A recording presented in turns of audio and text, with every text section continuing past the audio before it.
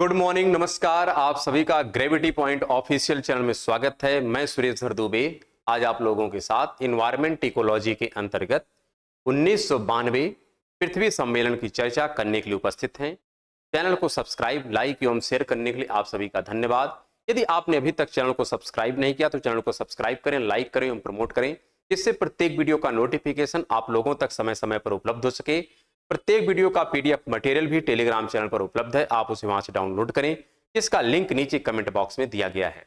इस प्लेटफॉर्म के माध्यम से आप लोगों को प्रैक्टिस सीरीज मिल रही है, मानचित्र द्वारा विश्व के भूगोल की सीरीज मिल रही है, इन्वायरमेंट इकोलॉजी की सीरीज है, कॉन्सेप्ट ज्योग्राफी की सीरीज है और साथ साथ में कुछ क्विज टाइप के प्रश्न भी उपलब्ध हो रहे हैं। तो आप इन सभी मटेरियल का भरपूर लाभ उठाएं और अपने एग्जाम को बेहतर करने का पूरा प्रयास करें। हमें आशा है कि आप लोग स्वस्थ होंगे, मस्त होंगे और अपनी पढ़ाई में संलग्न होंगे। तो आइए हम प्रारंभ करते हैं। कल तक का जो क्लास था उसके आगे हम कंटिन्यू करते हैं। कल हम लोगों ने क्या डिस्कस किया था, पहले यही हम समझ लेते हैं, फिर आगे हम बढ़ते हैं। यहां पर अगर हम बात करें तो हम लोग यह डिस्कस किए हैं सबसे पहले 1972 का स्टॉकहोम सम्मेलन। क्या डिस्कशन कर चुके हैं? स्टॉकहोम सम्मेलन क्या है, कंप्लीट डिस्कशन इस पर हो चुका है। फिर हमने कहा 1979 जलवायु परिवर्तन पर पहला सम्मेलन, ये भी स्पष्ट रखिएगा, जलवायु परिवर्तन पर पहला सम्मेलन। के पश्चात हम लोगों ने जो डिस्कशन किया है 1987, यहां पर था वर्टलैंड रिपोर्ट का डिस्कशन हुआ है। फिर हमने डिस्कशन किया है 1988 IPCC का गठन, और इसी के आधार पर हमने डिस्कशन किया 1990 में इसका पहला रिपोर्ट आया, यानी असेसमेंट रिपोर्ट 1। यहां तक की चर्चाएं हम लोग प्रीवियस एपिसोड में कर चुके हैं। अब इसके आगे की कहानी को हम समझते हैं, क्या यहां पर कार्य हुआ है। अगर हम बात करें तो यहां पर एक बात स्पष्ट होनी चाहिए। यहां पर देखते हैं, चलिए अगर हम बात करें तो IPCC ये बना है 88 में, रिपोर्ट आती है AR1 90 में। ये बात तो ठीक है, और यह जो रिपोर्ट है यह जलवायु परिवर्तन पर आधारित है, अर्थात यह बताने का इसमें प्रयास किया गया है कि ऐसे कौन से बिंदु हैं या ऐसे कौन से फैक्टर हैं जो जलवायु परिवर्तन के लिए उत्तरदायी हैं। और उसमें एक बात बहुत ज्यादा हाईलाइट की गई कि जो ग्रीन हाउस गैस है यह सर्वाधिक उत्तरदायी है जलवायु परिवर्तन के लिए। इसकी पूरी व्याख्या की गई, साथ में यहां पर यह भी सब व्याख्याएं की गई हैं कि ग्रीन हाउस गैस में कौन सी गैसें विद्यमान है। यह सब एक साइंटिफिक अप्रोच था, सब कुछ रिपोर्ट में पब्लिश किया गया था। लेकिन क्योंकि अब एक रिपोर्ट आ चुकी है और रिपोर्ट में क्या क्या हमारे सामने समस्याएं आने वाली हैं ये भी हाईलाइट किया गया है। समस्या किस कारण से उत्पन्न हो गई ये तो बताया ही गया, साथ में ये भी बताया गया कि यदि इस पर किसी प्रकार का ठोस कदम नहीं उठाया गया तो भविष्य में और भी समस्याएं बढ़ने वाली हैं।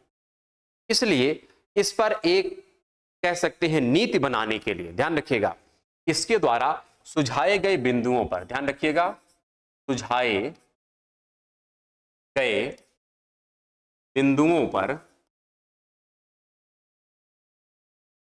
प्रस्ताव या सुझाए गए बिंदुओं पर हम क्या करें, एक पॉलिसीज बनाने के लिए, क्या बनाने के लिए, नीति बनाने के लिए। तो हम कह सकते हैं सुझाए गए बिंदुओं पर, यहां पर इसको हटा देते हैं, सुझाए गए बिंदुओं पर नीति का निर्धारण करने हेतु, क्या नीति का निर्धारण करने हेतु एक यहां पर इंटर गवर्नमेंटल, ध्यान रखिएगा, एक यहां पर इंटर गवर्नमेंटल नेगोशिएटिंग कमेटी का गठन किया गया। क्या किया गया? का गठन किया गया। और एक कमेटी कब बनी है? यह कमेटी बनी है 1991 में। ये आपको स्पष्ट रखना है, इंटर गवर्नमेंटल नेगोशिएटिंग कमेटी। स्पष्ट ध्यान रखिएगा हमने क्या कहा। IPCC ने अपना एक सुझाव दिया, उन तमाम तथ्यों को उजागर किया गया जिसके कारण जलवायु में परिवर्तन हो रहा है। यदि इसको एक पॉलिसीज के तहत, एक नीति के तहत इनको नियंत्रित नहीं किया जाएगा तो समस्याएं और विकट रूप धारण करेंगी। तो इसलिए इस पर एक नीति का निर्धारण करने के लिए एक इंटर गवर्नमेंटल नेगोशिएटिंग कमेटी बनाई गई। क्या बनाई गई? इंटर गवर्नमेंटल नेगोशिएटिंग कमेटी बनाई गई। और इस कमेटी का कार्य क्या होगा कि पूरे जो सदस्य राष्ट्र हैं, सदस्य राष्ट्रों में एक आम सहमति तय करना कि जिससे हम प्रस्ताव को पास कर सकें। बेसिक उद्देश्य यही था। यहां पर हम कह सकते हैं आईएनसी का जो उद्देश्य था, आईएनसी का उद्देश्य था,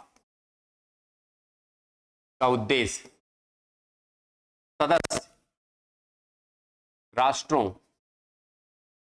के मध्य आम सहमति तैयार करना जिससे एक प्रभावी जलवायु परिवर्तन नीति का,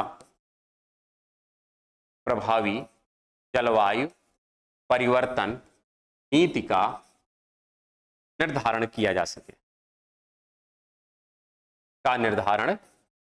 सके, ये बातें स्पष्ट होनी चाहिए।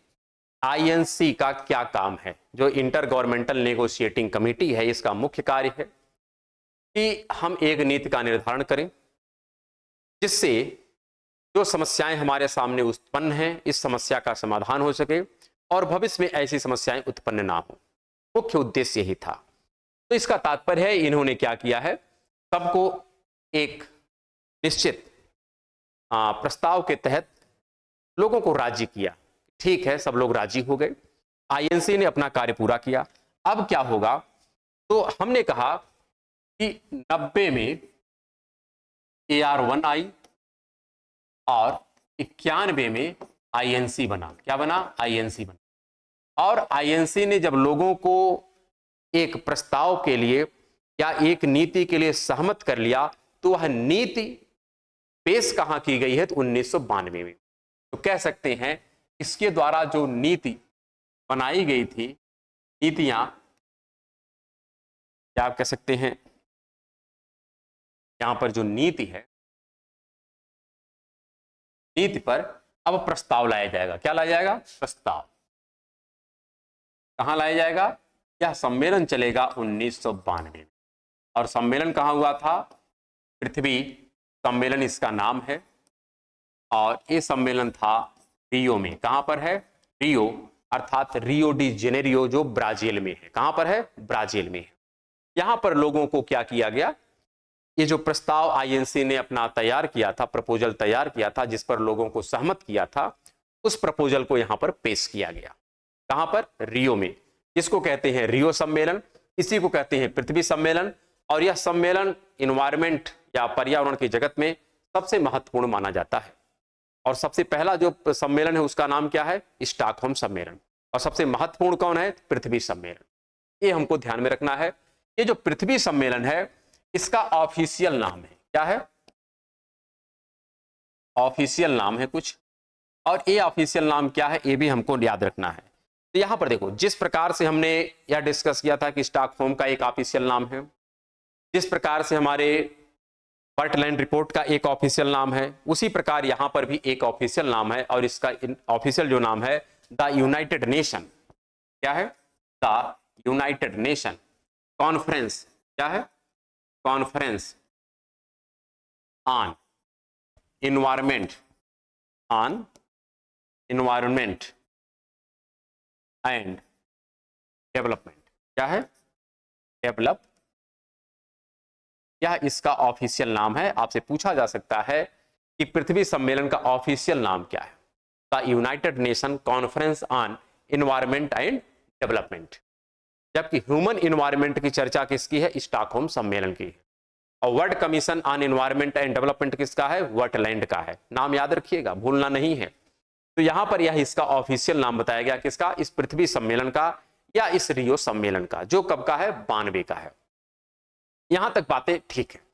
अब अगर हम बात करें इस पृथ्वी सम्मेलन की अध्यक्षता किसके माध्यम से की गई है, तो आइए उसको समझते हैं। इसकी जो अध्यक्षता है, क्या अध्यक्षता? तो अध्यक्षता जो किया गया है मैरियम मॉरिसयफ, यहां पर है मॉरिसयफ स्ट्रांग महोदय। क्या है? स्ट्रांग महोदय। मॉरिसयफ स्ट्रांग महोदय जो हैं, इनके माध्यम से क्या किया गया है? इसकी अध्यक्षता की गई। किसकी?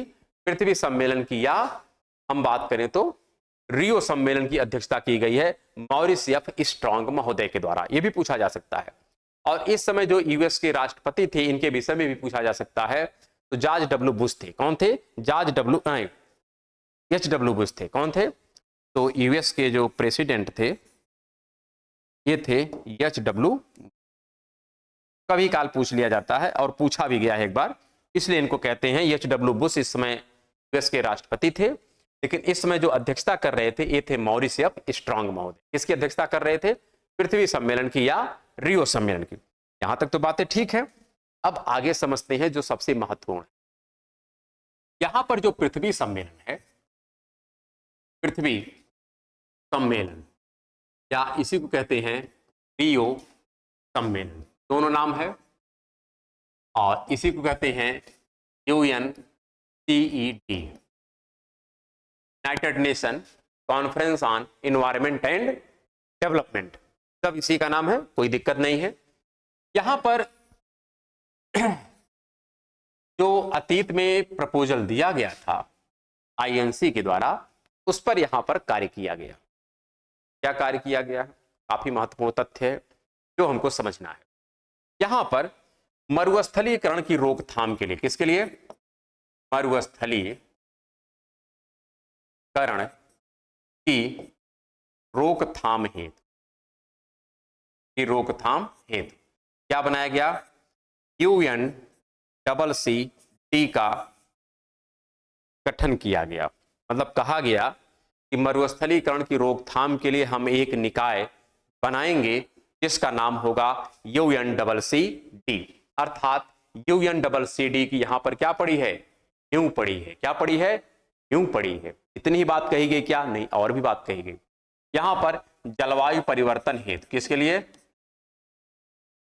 जलवायु परिवर्तन हेतु इसका गठन किया गया। UNFCCC का गठन किया, united nation framework convention on climate change. और उसी प्रकार जो UNCCD है, इसका नाम है united nation convention on united nation combat to desertification. यहां पर जो है कॉम्बैट टू डिजर्टिफिकेशन, यह है किसका? मरुस्थलकरण का, और ये किसका है? जलवायु परिवर्तन का है। तो ये बातें हमको ध्यान में रखनी है कि United nation Convention to Combat Desertification और United nation framework convention on climate Change. इसी प्रकार जैव विविधता के लिए भी बताया गया है। किसके लिए? जैव विविधता के संरक्षण हेतु यहां पर CBD का गठन किया गया। किसके? CBD के गठन का प्रस्ताव किया गया, अर्थात कन्वेंशन ऑन बायोलॉजिकल डाइवर्सिटी। साथ में यहां पर एजेंडा 21 का भी बात किया गया। किसकी बात किया गया? एजेंडा 21। तो यहां पर हम बात कर सकते हैं कि IPCC की जो रिपोर्ट आई थी, पहली रिपोर्ट, यह इतनी व्यापक थी, इतने इसके डायमेंशन थे कि किसी एक निकाय के माध्यम से उन सभी समस्याओं का समाधान कर पाना नामुमकिन था। इसलिए जिस प्रकार की समस्या, उस प्रकार का निकाय के गठन का यहां पर प्रस्ताव किया गया। अर्थात अगर मरुस्थलीकरण की समस्या है तो उसके समाधान हेतु UNCCD के गठन की बात की गई। अगर जलवायु परिवर्तन की समस्या है उसके देखरेख के लिए UNFCCC की बात की गई। जैव विविधता की समस्या है तो उसके समाधान के लिए CBD का प्रपोजल किया गया और एजेंडा 21 की बात की गई। यहां पर एक बात ध्यान रखनी है कि जो एजेंडा 21 है, क्या एजेंडा 21 है, यह अतीत का जो वेटलैंड रिपोर्ट का टिकाऊ विकास या संधारणीय विकास है उसी का एक परिमार्जित रूप है। क्या है? यह जो एजेंडा 21 है यह अतीत का संधारणीय विकास या टिकाऊ विकास का एक परिमार्जित या एक वास्तविक रूप है, क्योंकि वहां पर केवल वेटलैंड ने यह बताया था कि किस प्रकार का विकास होना चाहिए, लेकिन उस पर कोई नीति निकल करके सामने नहीं आई थी। तो वेटलैंड की परिभाषा के अनुसार टिकाऊ विकास या संधारणीय विकास क्या है उसकी पूरी रूपरेखा इसी एजेंडा 21 में निकल के आती है। इसमें आती है, इसी एजेंडा 21 में निकल के आती है। इसका तात्पर्य है हम लोगों ने 87 की जो घटना को पढ़े हैं उस घटना का यहां से संबंध है। यहां पर जितने भी तथ्य आपके सामने हम डिस्कस कर रहे हैं सब एक दूसरे से इंटरकनेक्टेड हैं। इसलिए हमको अतीत के एपिसोड को भविष्य के एपिसोड से लगातार रिकनेक्ट करते रहना है, तभी जाकर के बातें समझ में आएंगी, अन्यथा हमारे लिए समस्या उत्पन्न होने वाली है। तो ध्यान रखिएगा, अब हमको जो पढ़ना है भविष्य में कैसे पढ़ेंगे उसकी चर्चा पहले कर देते हैं। सबसे पहले हमने तो आपसे ये कहा कि जो IPCC की पहली रिपोर्ट है उसके आधार पर रियो सम्मेलन या पृथ्वी सम्मेलन का आयोजन हुआ। तो क्या है पृथ्वी सम्मेलन, क्या है रियो सम्मेलन, इसकी हमने एक संक्षिप्त चर्चा आपके साथ शेयर किया। इसमें केवल एक ही पक्ष पर कार्य नहीं किया गया, इसमें कई पक्ष या कई डायमेंशन निकल करके हमारे सामने आते हैं। एक डायमेंशन आता है जो मरुस्थलीकरण पर है, एक डायमेंशन आता है जो जलवायु परिवर्तन पर है, एक डायमेंशन है जो जैव विविधता पर है और एक डायमेंशन है जो एजेंडा 21 पर है, अर्थात अतीत का संधारणीय विकास या टिकाऊ विकास का है। तो हमको अब जो अध्ययन करना है क्रम से एक एक अध्ययन करना है। सबसे पहले जो हम अध्ययन करेंगे वह अध्ययन करेंगे एजेंडा 21 का, और इसकी चर्चा जो हम शुरू करेंगे 1987 से प्रारंभ करेंगे कि जो टिकाऊ विकास या संधारणीय विकास वेटलैंड महोदय के द्वारा दिया गया था उसी का जो टारगेट है या लक्ष्य है वही वास्तव में है एजेंडा 21। उसके पश्चात हम लोग पढ़ेंगे मरुस्थलीकरण पर UNCCC की चर्चा, फिर पढ़ेंगे UNFCCC की चर्चा, फिर पढ़ेंगे जैव विविधता की चर्चा। और इतनी चर्चाएं करते करते आप देखेंगे इन्वायरमेंट इकोलॉजी के लगभग 90 to 95% सेक्शन ऑटोमेटिक कंप्लीट हो जाए। काफी लंबा टॉपिक है, तो इसलिए हम लोग धैर्यपूर्वक सब टॉपिक को विस्तृत ढंग से पढ़ेंगे। इसमें किसी प्रकार की जल्दीबाजी की कोई बात नहीं है, क्योंकि जो इन्वायरमेंट इकोलॉजी है इसको हम क्रमबद्ध तरीके से पढ़ेंगे और डेट वाइज पढ़ेंगे। 92 से कहानी हम प्रारंभ करेंगे, क्योंकि ये सब घटनाएं कब की हैं, 1992 की हैं। तो चाहे हम एजेंडा 21 की चर्चा करेंगे, इसकी भी चर्चा हम 1992 से प्रारंभ करेंगे और 2023 तक आएंगे। इसी प्रकार मरुस्थलीकरण की चर्चा भी हम 1992 से प्रारंभ करेंगे, 2022-23 तक आएंगे। UNFCCC की भी चर्चा 92 से प्रारंभ करेंगे, 2023 तक आएंगे। और CBD की चर्चा भी 1992 से प्रारंभ करेंगे और 2023 तक आएंगे। इस प्रकार से हम पूरा क्रमबद्ध तरीके से सबको लेकर के आगे बढ़ने का प्रयास करेंगे। और अब हम नेक्स्ट क्लास में जो डिस्कशन करेंगे वो होगा हमारा टॉपिक एजेंडा 21। तो मिलते हैं अब कल के क्लास में, तब तक के लिए नमस्कार, धन्यवाद।